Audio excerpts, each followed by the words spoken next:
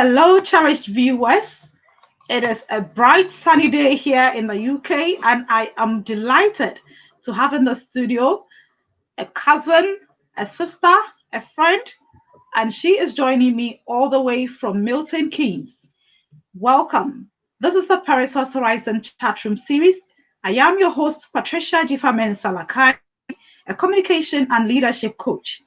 I'm a self-published author of 2 books, Fearless, Fabulous, and Flamboyant. And the second book, Untangling That Tongue, No More Fear of Public Speaking. All these books are available online at Amazon Kindle. Please grab your copies and do remember to leave me a comment. Today, we are going to have a conversation, and it is going to focus on an aspect that is so critical, especially to Ghanaians in the diaspora. The topic is creating a United Ghanaian Front in the diaspora, and we are going to be listening to my cousin, Miss Tina Latifah Jones. A little bit about her. She is a registered social worker and has been in the health and social care profession for over 15 years, working in both the private and public sectors, and also as a volunteer. She is a co-founder of STass, and she's going to tell us more about it. A mental health and blood-borne viruses, and she is based in Milton Keynes. Since she is in the studio, I'm going to bring her in, and she will tell us a little bit more about herself. Sis. Hello, thank you for having me. Yeah. You are welcome to the studio. Mm-hmm. It is such a delight to have you finally here. I know you have such a busy schedule, but I am honored that today you are in the studio with me. Thank you.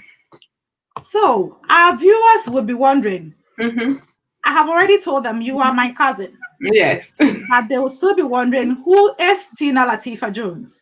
Because, you know, when people read your name for the first time, they'll be wondering, hey, who is she? Is she an African American or, you know? So over to you. You have the stage. Yeah. Okay, so let's start with who is Tina Latifah Jones, aka Faustina Nanajua Appel. So that's my Ghanaian name. That's right. Yes. And Tina Latifah Jones, I've been living in the UK for, oh my goodness, it's over 26 years now. I first lived in London. I first went into IT, so I was an IT hardware engineer for a while. And as they say, life brings different changes, and you know, if life gives you lemons, you make lemon juice out of it. So I decided to go back to uni, and I started my course in sociology, and then that led me to social work, and now into management and leadership. Yeah, as you rightly mentioned, I'm a registered social worker. I've been practicing in children's services for a while. My specialism is actually in fostering. I'm a trainer, and through my work in social work, I developed the passion to really look after these children in my home, because as a social worker, I feel like I don't get enough time with the children.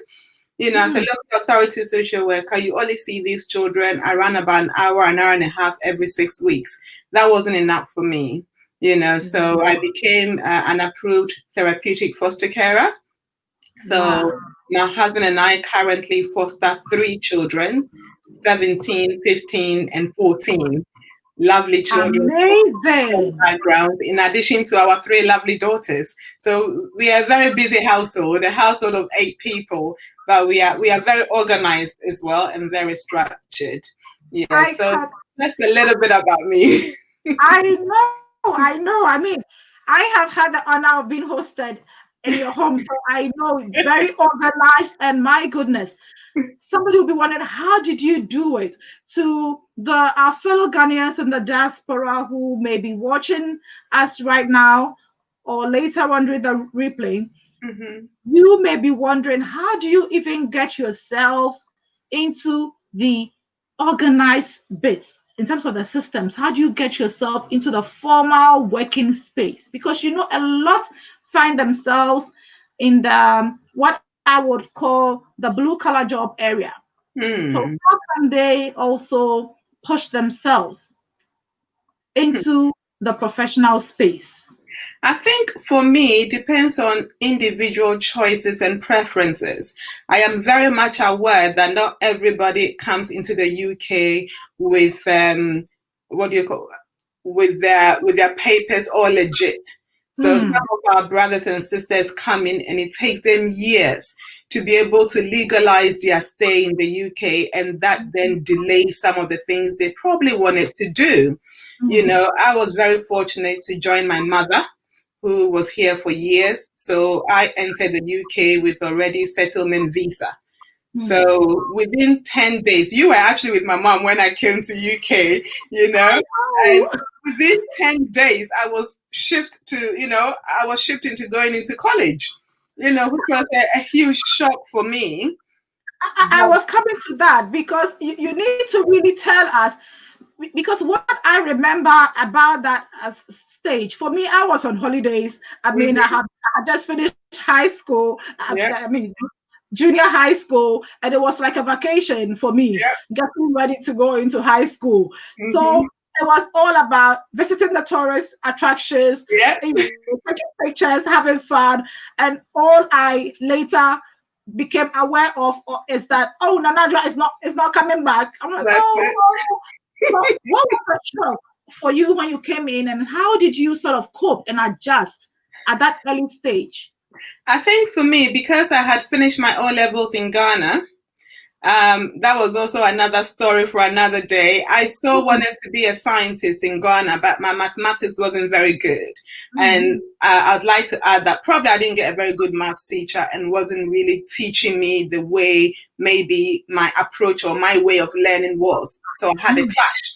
So when I got to Form 4 and were asked to choose subjects, I chose science. My best friend was going into science as well, but the teachers were like, no, sorry, the science class doesn't belong to you. You have to go into arts. So this was the old O level, A level system. And I mm. wasn't very happy about that at all. So when I came to the UK, I said to my mom, regardless of what is happening, I want to try that science thing. I want to be a scientist. I didn't know what kind of science Exactly. I wanted to do, but I wanted to be a scientist. My mom wanted me to be a dietitian. So I went into college, and then the teachers were brilliant. The tutors were great. The difference I found with Ghana education and the UK education was the practical aspect. Some of us Mm, are visual learners. So can you exactly. believe within a year, I was the best science student in my college in my year? Yeah, I know. You know? So there's always a disconnect as well in terms of Mhm. when Ghanaians transition from Ghana to here. Yeah, They need to sort of take advantage of the opportunities that are available in terms of how one-to-one learning is able to help yeah. you improve upon yourself. Absolutely. And Mm, I did do that a lot because like I said, it depends on individual mindset, individual's ambition, determination. And I mm, wanted to be somebody. I came from Ghana. I lived with different aunties and uncles. I stayed at your house for some time and I knew what I wanted to get in life. So by the mm. time I got to Heathrow, girl, I knew what I wanted to do. And I nothing was going to stop me. I can see the fire. And it is really important that for our viewers that are watching, we all learn to appreciate the power of the mind. Hmm. The mind is so powerful, and that is why there is this adage that wherever there is a will, there is Hmm. a will. Absolutely. It begins with what you are willing to Yes. do and what you want to do in life. Yes. So now you have had the opportunity to find a suitable educational platform and Hmm. you took that chance and you made the best out of it. Yeah. So you had a taste of what you wanted in terms of the sciences. Yes. What shifted your thought or the choice of going into the tech space because you went into IT? I think for me, it was a couple of things.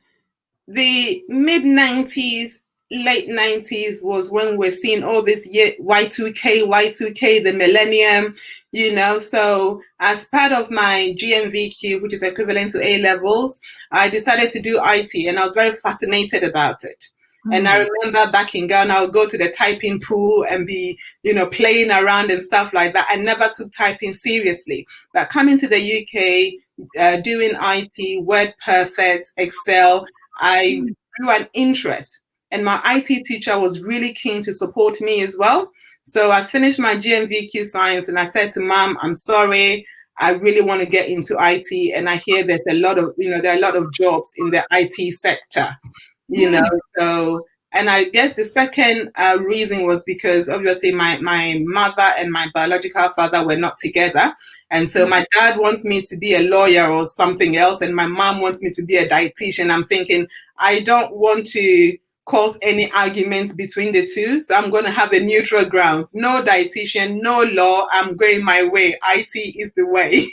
So that was how I ended up in IT, and I got a job straight after I finished my course. Amazing. Yeah. Now, I'm sure for our viewers back home in Ghana who know you, and you still stay in touch, because recently I noticed that when you came back, you went back to your high school, and having all those nostalgic feelings. Yeah.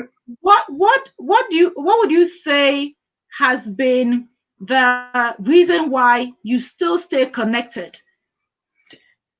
I think for me, I'm an African true and true. I'm a true Ghanaian. And I know certain Ghanaians that I'm affiliated with, and they come to England and they feel like, oh, I'm never going to go back to Ghana. Some people don't even want to be seen as Ghanaians, and they lie about their identity. That is not me at all. I have a picture of myself at college, and my daughter keeps saying, Mommy, I love that picture. I was in my tie and dye skirt and top, Wow.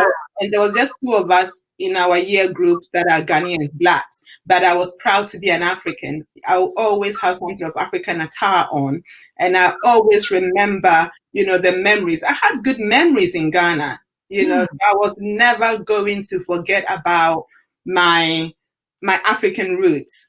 Exactly. My grandmother was pivotal in my upbringing, my uncles, my aunties, my cousins. So I always love Ghana, and which is why it has kept me grounded, and I always come back to Ghana.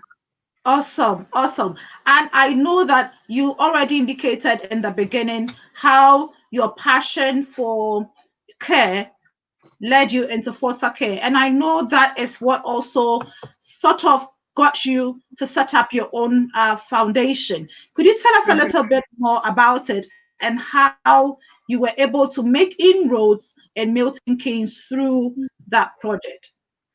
I think the charity is actually totally separate from the care of the children, because the charity caters for everyone from zero. I usually say from cradle to grave. And when I was doing my dissertation at undergraduate level, we were supposed to pick a topic that is sociologically related. I was in sociology and criminology, and I had an interest in the drug smuggling, and drug muggles. So I tried to do that, and my dissertation tutor told me, well, that is not sociological enough. And I have to say, throughout my education, from the day I entered the UK, I've always been working. When I was in college, I was a pot washer. I have no shame in saying that. We've got to start from somewhere. When I was doing my undergraduate as well, I was studying daytime and I was working at night in a mental health institution. And majority of the people I worked with were of Southern and Eastern African origin. So when we are there on a night shift, after the patients have gone to bed, we start talking about different things and different topics. And HIV came up a lot. I wanted to understand what HIV was, bearing in mind I was working in a mental hospital as well. And so I started my research, and I thought, right, instead of doing these drugs things that my mentor doesn't seem to be keen, then I'm going to choose HIV. And my topic was HIV, the stigma of HIV in a media saturated world. So I did a primary research. and it was a comparison between England and Ghana. So I actually came to Ghana, I came to Accra.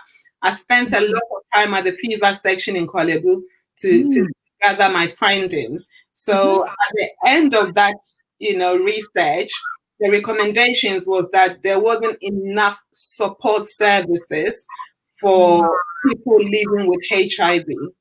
And the awareness, especially in England, wasn't as good enough, especially where I live in Milton Keynes. And in the Milton Keynes area, there was no support services, and the education again wasn't great. So as a result of my own dissertation and the recommendations, I decided to set up an HIV support service.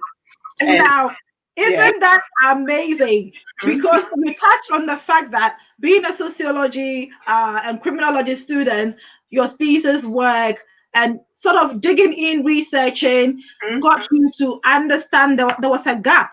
Yes. And that actually fed your curiosity to set up a support charity-based organization. Yeah. It will interest you to know that the Perissos Horizon chat room is also part of my what we call the term paper for my innovation class at the master's level. And that's interesting.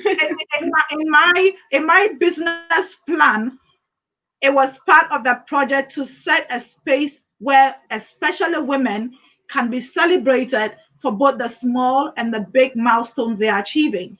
And also to create a community where we can nurture our different potentials and empower each other to grow in our space. Because as women leaders, we need to have a niche that is intentionally motivating, empowering us, and guiding us to take on leadership roles, whether in the public sector, in the private sector, etc., or as non-profit organizations. So I am excited that that seems to run in the family. It's like DNA, and I'm proud to be associated with the Nayo and Ejay family.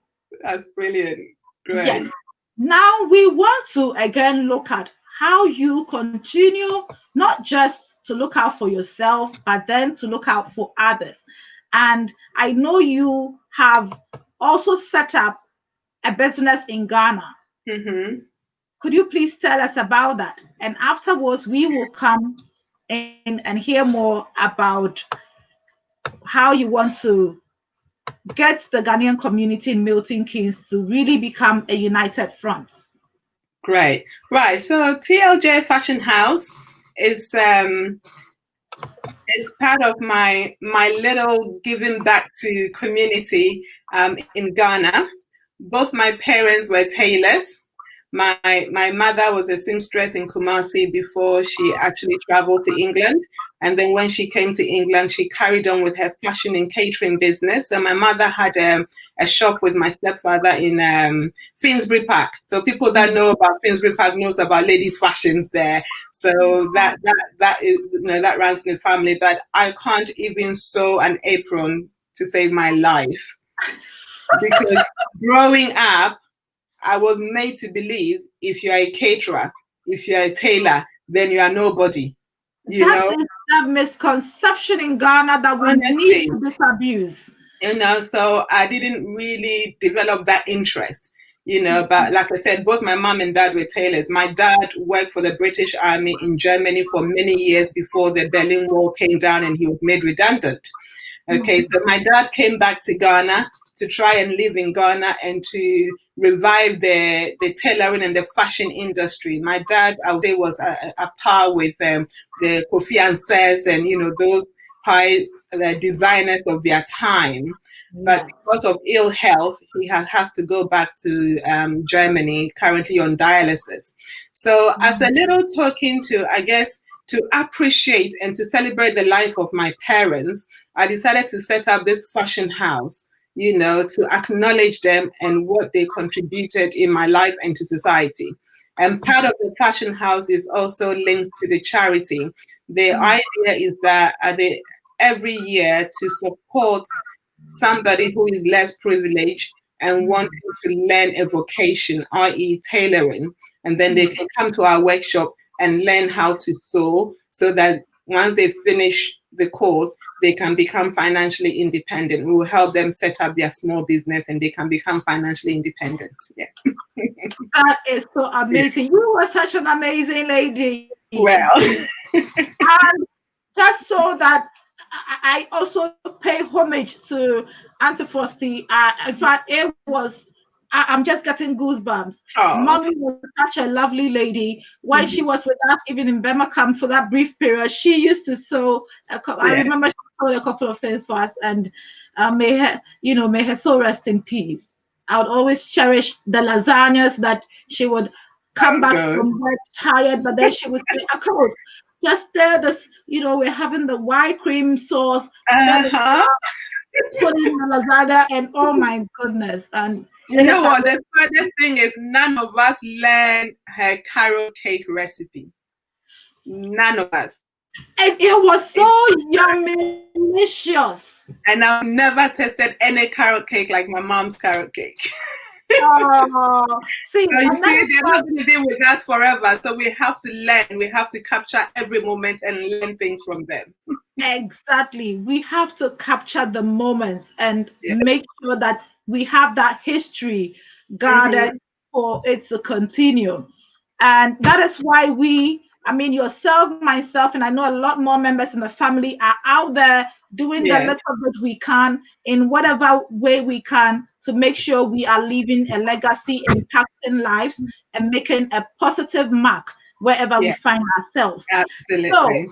creating a United Ghanaian Front in the diaspora, Mm-hmm. with, of course, the main intention to continue letting them reconnect to those back home. I know you are now chair of the Association of Ghanaians in Milton Keynes. Could you Yeah. please tell us what your role is and what your vision is as the chair? Okay. Right. So the Association of Ghanaians in Milton Keynes was established back in 1997. And I would say some of the founding members are one of our own, I will say 2 or 3 of our own. Chris Adenayo, who is our uncle, and then Auntie Ajo Dennis Brimley, and Auntie Ajo's younger sister, Auntie Bebe. So they are the people that were in Milton Keynes before I moved to Milton Keynes. Okay, so as we moved to Milton Keynes, we noticed there weren't that many Ghanaians, and we tend to kind of socialize in each other's houses at weekends. And then gradually we were growing, and people's living room wasn't big enough for us anymore. So in 1997, we agreed to actually set up the organization. And then I became a full member of the association, I would say back in 2003, 2004. And then started taking on different leadership roles. So I started as a welfare officer, and then I took a bit of a break to have my 2 last girls, and then went back into it again as a welfare officer, as an executive member without portfolio, and then I became a vice chair and then the current chair. In 2014, the organization wanted to go down the charity route, and because I have the history of helping setting up charities, they gave me that project to help establish the organization as a registered charity in the UK. So in Now, 2000, hold that thought. okay, I love what you've just narrated to us. okay, So, to our fellow Ghanaians in the diaspora who may be watching, you realize that even though the association was one that began with one of our uncles, where you would deem it as a family thing, our guest is letting us know that she didn't go in with the mindset that this is a family thing, because no, the vision was bigger than just family. It was absolutely, about connecting to the greater family of Ghanaians in the diaspora. yeah, And when she got in there, she started from the very beginning. She started as a regular member, yeah, picking up roles, showing how she can bring value to the organization and its vision, working through the ranks, yeah, and through the time where she was given major projects. And I believe it was seen by members that she was qualified now to yeah, be a chair. So, as Ghanaians, we must have the mindset of learning through humility and being ready to support even when we don't have a title, until such a time where you are fortunate to be Mm-hmm. in a role of a title holder or a position holder, and then you continue to share the vision. That's So now correct. go ahead and let us have the vision. Thank you. So when eventually in 2016 we were successful and we got the charity accreditation. Mm-hmm. And I would say for about 10 years now, Milton Keynes has been a central focus for a lot of Ghanaians moving into the UK. Yes. Purely because I think our central location to London and our connection to the north and things like that, but also the opportunities in terms of finding jobs and also education. And I'll probably say housing is a lot easier, a little bit easier than finding housing or accommodation in London. So Milton Keynes at the moment, I would say, has a really high number of Ghanaians who have come from all over the world, especially from Europe, so from Belgium, Italy, Germany, Holland, and I'll say we are probably more than 7,000 Ghanaians in Milton Keynes at the moment. We are probably the largest African community in Milton Keynes. That is amazing. And Yeah. how do you find in terms of cohesion, cooperation, and that Ghanaian solidarity? How do you find it evolving? Is it taking shape? And you have this opportunity to speak to your members as well, and let us have ways in which they can foster a stronger Ghanaian unity. Yeah. We have a long way to go when it comes to the cohesion. And I would say we are more or less replicating what we are doing back home in terms of tribalism. Mm. And that is, I would say, one of the reasons why maybe as Ghanaians in Milton Keynes, we are not really taking up or taking the advantage of the opportunities here in Milton Keynes. Mm. Why am I saying that? Up until about maybe 2000 and maybe 2000, just before 2010, the Association of Milton Keynes was the only Ghanaian-based organization. And Mm. then with the increase of Ghanaians coming from Germany, Holland, Belgium, we started seeing the tribal groups. So as I'm talking to you now, Milton Keynes is relatively small compared to London, and the Ghanaian population is not that big compared to London or Manchester, but we have about 18 different Ghanaian-based organizations. My goodness, that is like a dilution. Look, we have Asante Man. Within Asante Man, we have Ofinsoman. We have Tepa. We have Bantama. We have Bourne and Hafu.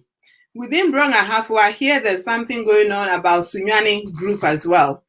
And then we have the Harbour City, which is supposed to be Tema and Takrady and Cape Coast, they're fancies. But now they also have Tema Meridian. Okay. And then they have the actual Infanteman. We have Kwauman. We have the Ever Association. We have the Northern Union.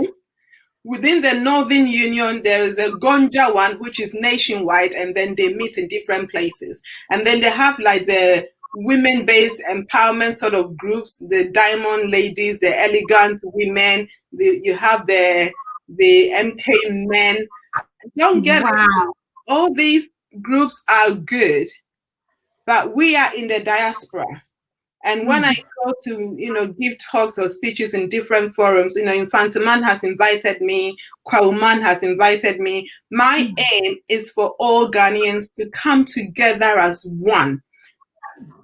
That is the only way we can make good use of the opportunities available for us in the diaspora.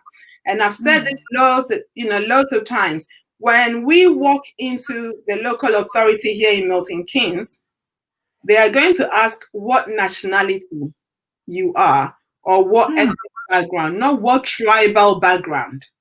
Okay?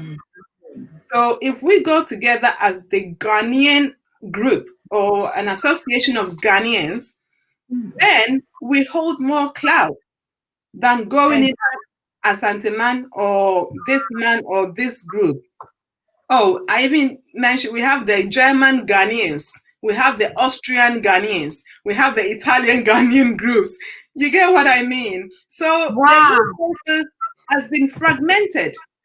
And so we are not able to come together as one. And most of the constitution are very similar. The similarities are, when there's a bereavement, we will contribute. We will come to funeral. When there's a wedding, when there's a christening, we get all of that. So my agenda is you can choose to remain in the tribal groups, but let us have united Ghanaians. So that when it comes to the affairs of the nation or the affairs of our local authority, we can together go in there and ask for certain things to be done. Within the 8-9 months, we have had stabbings of Ghanaian young men, and out of that, 2 young Ghanaians died. Okay, so now we are working very closely with the police, community, and diversity officers. They want to understand the Ghanaian community. And one of the officers told me, my goodness, Tina, I thought we are just dealing with a nation. We are dealing with tribes. We are dealing with tens of tribes. How are we going to get that done? It is just, incredible, because as you narrated all of that, what struck me was one proverb we have in Ghana, that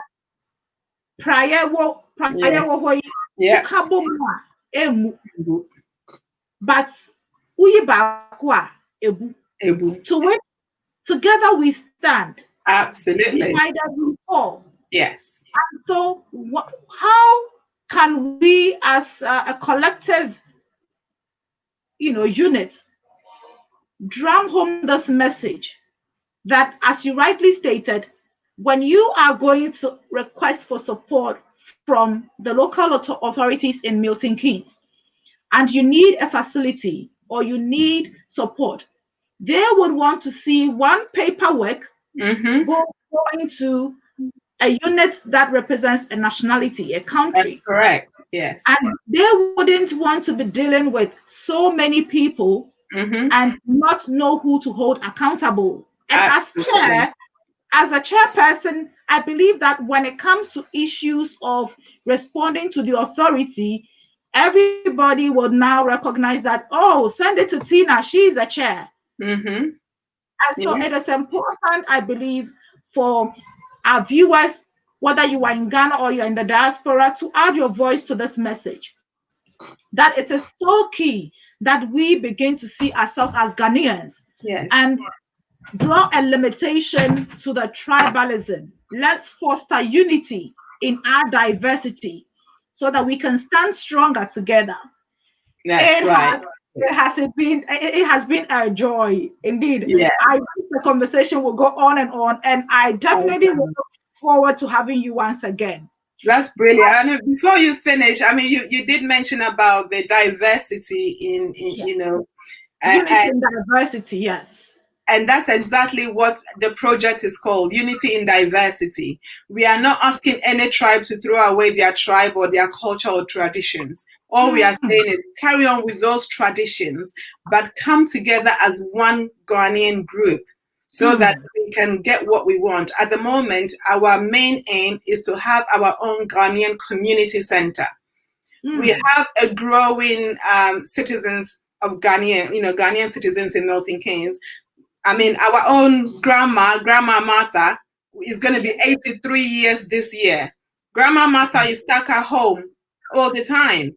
There aren't many community centers for, the general population to go, let alone the Ghanaian community. So if we have our Ghanaian community center, our older generation that have retired, they can meet up there, tell their stories to the younger generation. We can have that intergenerational dialogue going. They can do their own thing as well. We can have masseurs coming there to help to massage. We can have health talks that are targeted to the needs of those Ghanaians, not generic health talk, generic diet instructions that, you can't tell me to go and eat cheese when I eat jollof rice. So it doesn't link. But you can something that is bespoke. Something bespoke to We our need to makeup have and our, that bespoke. To have that, we need a central point to meet. So yes. we are really aiming for this Ghanaian community center so that we can have all Ghanaians together. We can have after school clubs. We can educate these young people. A lot of us are working more than 12. I mean, at some point I was working 15, 16 hours. I was hardly seeing my children. I was lucky to have a husband who understood me and was working hand in hand with me. When I'm not at home, he was with the children. There are a number of single parents. When they are out there working, where are the kids going? We don't know what our kids are doing. When we have a Ghanaian community center, we can have a place where these children can see as their safe haven. It could be an after-school club for them. And learn and even stay connected with the motherland, because as you said, Exactly. the older generation will be there to pass on critical history That's knowledge right. that makes them feel Ghanaian. So when they visit home, Absolutely. they don't feel lost. That's right. Wow. Yeah. Today has been an amazing time spent with you in the chat room. And this is where I would leave, because I know you're very busy and I've taken so much of your time already. Anything So for you, my princess. I've thoroughly enjoyed myself as well. thank you. Thank you. Thank you, our viewers. Please do not keep this information to yourself. Continue to share, tag, like, and invite somebody, especially if they are Ghanaians who are living in the diaspora. Let them watch this replay and be a part of creating that united front where Ghanaians can be seen as one and can speak as one. Because together we stand, divided we fall. And if we are to make a mark and leave a legacy for our younger generations, then we must begin to come together wherever we find ourselves. You would have the opportunity to get support, even in setting up your business, in finding your way through the legal systems and, other things that may be hidden to you if somebody doesn't enlighten you. So thank you so much, sister, for Thank coming in you. and sharing your wealth of knowledge and experience. I hope it inspires somebody to take up the mantle, begin to learn, even if you have to begin at the very bottom. Yeah. Learn, grow, and one day become who you envisioned yourself to become. That's On that right. note, bye-bye. Thank you. Bye.